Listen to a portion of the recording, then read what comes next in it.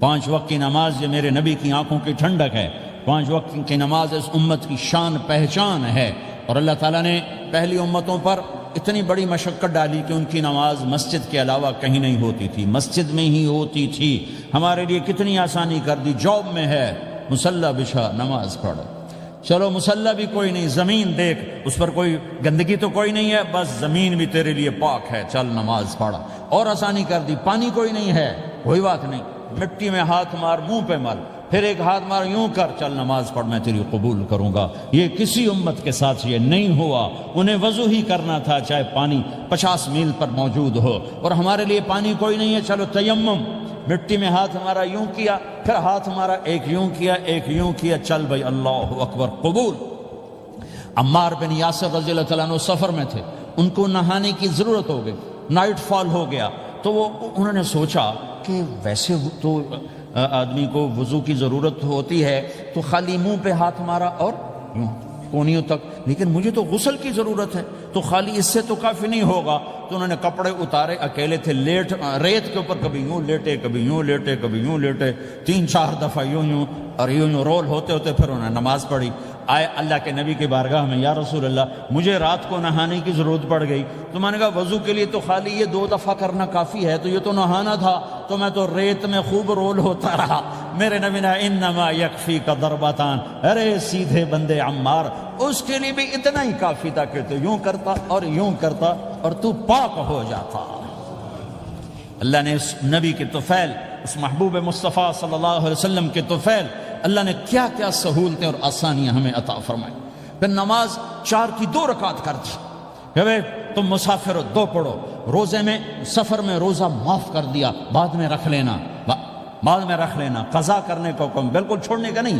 اور کہا کہ بھائی مریض ہو چھوڑ دو، مسافر ہو چھوڑ دو، اور نماز 2 رکعت کر دو، سنتیں چھوڑ دو۔ ابن عمر رضی اللہ تعالیٰ عنہ بیٹھے تھے تو انہوں نے 2 رکعت پڑھ کے بیٹھ گئے، تو ان کے خادم نے کہا سنت نفل نہیں پڑھو گے؟ کہا اگر پڑھنا تو 4 فرض پڑھتا میں، میرے اللہ نے معافی دے دی تو میں کیوں پڑھوں؟ میرے نبی نے سفر میں سنتیں نہیں پڑھی کبھی، اپنی امت کو سہولت دینے، فجر کی سنتیں 2 پڑھتے تھے، اس کے علاوہ سنتیں نہیں پڑھی تاکہ میری امت کو سہولت ہو، آسانی ہو۔ ایک دفعہ بارش ہو رہی تھی اور کوئی جگہ نہیں تھی نماز پڑھنے کے لیے، تو آپ نے اپنی اونٹنی کو آگے کیا اور اس پر بیٹھ گئے، بیٹھے ہی تھے، پیچھے صحابہ نے اونٹنیوں پر ہی صفیں بنائیں، اور یہ نماز اونٹنی پہ بیٹھ کر ادا کی گئی بارش کے اندر۔ نماز اونٹنی کے اوپر نماز بھی ہو گئی، رکوع بھی ہو گیا، سجدہ بھی ہو گیا، سلام بھی ہو گیا۔ پہلی امتوں کے لیے نہیں تھا، سجدہ ہی کرنا پڑے گا۔ یہ اللہ کے محبوب مصطفیٰ صلی اللہ تعالی علیہ وسلم کی طفیل، میرے اللہ نے ہم پہ فضل و احسان کیا، تو میرے نبی کی زندگی میں عبادات میں نماز سب سے اعلیٰ نظر آتی ہے، سب سے نمایاں نظر آتی ہے۔ اور پھر بازار میں، گھر میں، دفتر میں، ماحول میں میرے نبی کے اخلاق، یہ زندگی کا دوسرا روشن پہلو ہے۔ میرے نبی کی ساری زندگی 2 لفظوں میں آتی ہے، عبادت اخلاق، عبادت اخلاق، یا 2 اور لفظ، حقوق اللہ حقوق العباد، حقوق اللہ حقوق العباد۔ حقوق اللہ میں نماز سب سے اعلیٰ، اور حقوق العباد میں لوگوں کی برداشت کرنا، لوگوں سے درگزر کرنا، معاف کرنا، جھوٹ سے بچنا، دھوکے سے بچنا۔ میرے نبی سے پوچھا گیا، یا رسول اللہ مسلمان کنجوس ہو سکتا ہے؟ ہم نے کہا ہو سکتا ہے۔ یا رسول اللہ مسلمان کمزور ہو سکتا ہے، بزدل ہو سکتا ہے، ڈرپوک ہو سکتا ہے؟ آپ نے کہا ہو سکتا ہے۔ یا رسول اللہ مسلمان جھوٹ بول سکتا ہے؟ آپ نے کہا نہیں، جھوٹ نہیں بول سکتا، جھوٹ نہیں بول سکتا۔ ہاں، الا لعنت اللہ علی الکاذبین، جھوٹوں پہ اللہ کی لعنت۔ اس لعنت کے ساتھ 400 پاؤنڈ بچا لیے، 4000 بچا لیے، 4 ملین بچا لیے، 4 بلین بچا لیے، 4 ٹریلین بچا لیے، ساری دنیا کو بچا لیا، اور اوپر اللہ کی لعنت پڑی تو اللہ کی قسم گھاٹے کا سودا ہے۔ اور سچے ہو گئے، سچ بولا، یہ میں 100 پاؤنڈ کماتا ہوں، لے لو جو لینا ہے اس میں سے، یہ میں 1000 پاؤنڈ کماتا ہوں، لے لو جو لینا ہے، یہ میں 50,000 پاؤنڈ کماتا ہوں، لے لو جو لینا ہے، کہ مسلمان کی زبان سے جھوٹ نہیں نکلتا، سچ ہی بولتا ہے۔ آپ تشریف لے جا رہے ہیں، ایک آواز ہے یا رسول اللہ، آپ نے یوں دیکھا، کوئی نظر نہیں آیا، پھر آواز ہے یا رسول اللہ، تو آپ نے دیکھا کہ ہرنی ڈیئر چھوٹی وہ کھڑی ہوئی، رسی میں بندھی، تو آپ نے کہا کیا ہوا؟ کہا جی آپ کا صحابی مجھے پکڑ کے لایا ہے، میرے چھوٹے چھوٹے بچے بھوک سے رو رہے ہوں گے، آپ مجھے چھوڑ دیں، میں بچوں کو دودھ پلا کے واپس آ جاتا، مجھے پتا ہے میرے اللہ کی تقدیر میرے بارے میں کیا ہے۔ تو آپ نے کہا اگر تو واپس نہ آئی تو پھر تو اس نے کہا مجھے اللہ جہنم میں ڈال دے. آپ نے اس کی رسی کھول دی, خود وہیں بیٹھ گئے. اس نے دوڑ لگائی اور پہاڑوں میں گم ہو گئے. تھوڑی دیر کے بعد وہ دوڑتی ہوئی آئی اور آ کے سر یا رسول اللہ میں حاضر ہو جاؤں. تو آپ نے اس کو باندھ کے وہیں آپ بیٹھ گئے نہیں. دیر کے بعد وہ صحابی آئے جنہوں نے اس کو شکار کیا تھا, پکڑا تھا. تو کہنے لگے, ان کا یا رسول اللہ آپ یہاں کیسے؟ کہ میں ایک درخواست لے کر آیا ہوں. کہ کیا؟ کہ یہ ہرنی مجھے ہدیہ کر دو. کہ یا رسول اللہ سب کچھ آپ کا ہے, کہ بس یہ ہدیہ کر دو. یا رسول اللہ حاضر. تو آپ نے اس کو لے کر رسی اس کی گردن سے نکالی کہ جا بچی اپنے بچوں کے پاس جا کے خوشی منا. سچ نجات دیتا ہے اور جھوٹ ہلاک کرتا ہے. ایک ہرنی جان کی بازی کھیل گئی سچ بولنے کے لیے. تم چند پونڈوں پہ جھوٹ بولتے ہو, ایمان کو برباد کر کے رکھ دیتے ہو. مسلمان جھوٹ نہیں بولتا, مسلمان دھوکہ نہیں دیتا, مسلمان کی زبان سے سخت بول نہیں نکلتا, کسی کو بے عزت نہیں کرتا, کسی کو کی بے اکرامی نہیں کرتا, کسی کا دل نہیں توڑتا, کسی کو ذلیل نہیں کرتا, خود سہتا ہے, اوروں کو خوشیاں دیتا ہے, خود دکھ سہتا ہے, اوروں کو راحت دیتا ہے, خود تکلیف سہتا ہے. یہ میرے نبی کے اخلاق ہیں, یہ میرے نبی کی زندگی ہے, اور یہ اسلام کا سب سے بڑا چیپٹر ہے اور سب سے مشکل چیپٹر ہے. جب میرے نبی نے لمبی نمازیں پڑھی تو اللہ نے روک دیا کہ میرے حبیب ما انزلنا علیک القرآن لتشقى, اتنی لمبی نماز نہ پڑھ کے تو تھک جائے. میرے نبی نے تبلیغ میں زور دکھایا تو اللہ نے روک دیا, فلتذهب نفسك علیہم حسرات. میرے نبی اتنا غم نہ کر کے آپ خود ہی آہیں بھرتے آپ مر جائیں. میرے نبی نے مال سارا خرچ کیا, اللہ نے اس سے بھی روک دیا. ولا تبسطها كل البسط فتقعد ملوما محسورا. اتنا خرچ نہ کریں کہ آپ خود پھر دکھی ہو کے بیٹھ جائیں. خرچ کرنا بہت بڑا عمل, تبلیغ سب سے سارے عملوں کا سردار عمل. تبلیغ سے بڑا کوئی کام ہوتا تو اللہ نبیوں کو دیتا. اگر تبلیغ سے بڑھ کر کوئی کام ہوتا تو اللہ نبیوں کو دیتا. گشت سے بڑھ کر کوئی محنت ہوتی تو اللہ نبیوں کو دیتا. 950 سال نوح علیہ السلام گشتی کر رہے ہیں. اور اللہ کی مان لو. اتنا عظیم عمل کا میرے نبی درمیانہ. نماز سب سے بڑی عبادت, میرے نبی درمیانہ کام. لیکن جب میرے نبی نے اخلاق اچھے کیے,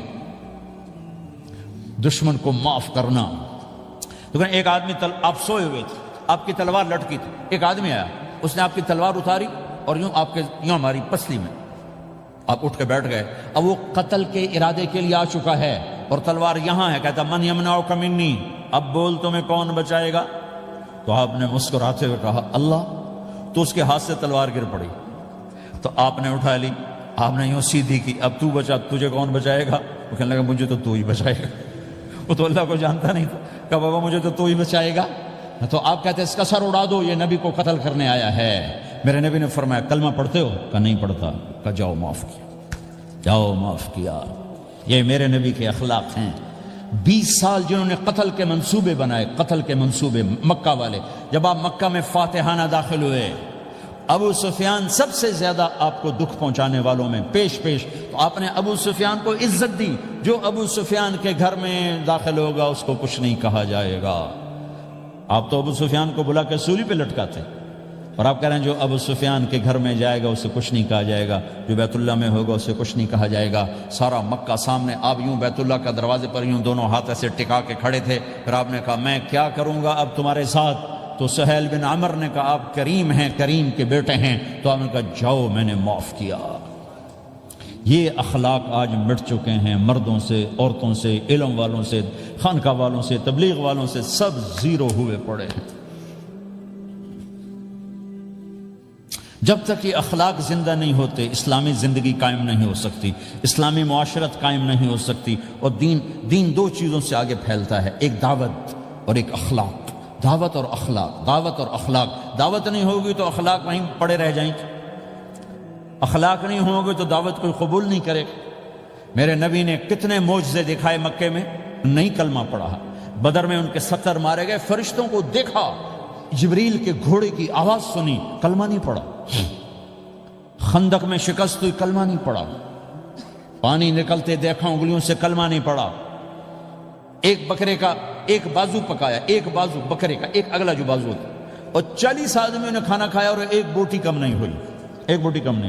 کلمہ نہیں پڑھا.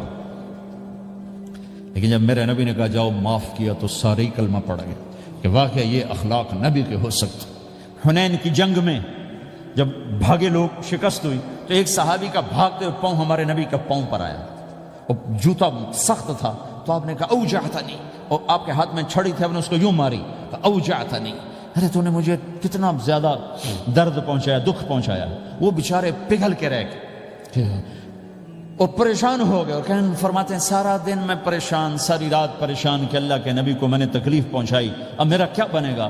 اگلا دن ہوا تو اعلان ہو رہا تھا بھائی جس کا پاؤں نبی کے پاؤں پہ آیا تھا اس کو اللہ کے نبی بلا رہے ہیں۔ تو صحابی کہنے لگے میں نے سمجھا بس اب میری تو دنیا بھی گئی اور آخرت بھی گئی، اب میرے اوپر کیس بنے گا اور مجھے ڈانٹ ڈپٹ بھی ہوگی، میرا کتنا بڑا گھاٹا نقصان ہوگا۔ یہ حاضر ہوئے ڈرتے ڈرتے، تو آپ نے فرمایا میرے بھائی کل میں نے تمہیں چھڑی ماری تھی، وہ مجھے معاف کر دینا، اور یہ 80 اونٹ تمہیں ہدیہ دیتا ہوں، 80 کیملز یعنی 80 پراڈو، 80 رینج روور کا یہ میری طرف سے تمہیں ہدیہ ہے۔ وہ حیران پریشان، یہ میرے نبی کے اخلاق ہیں، یہ میرے نبی کے اخلاق ہیں۔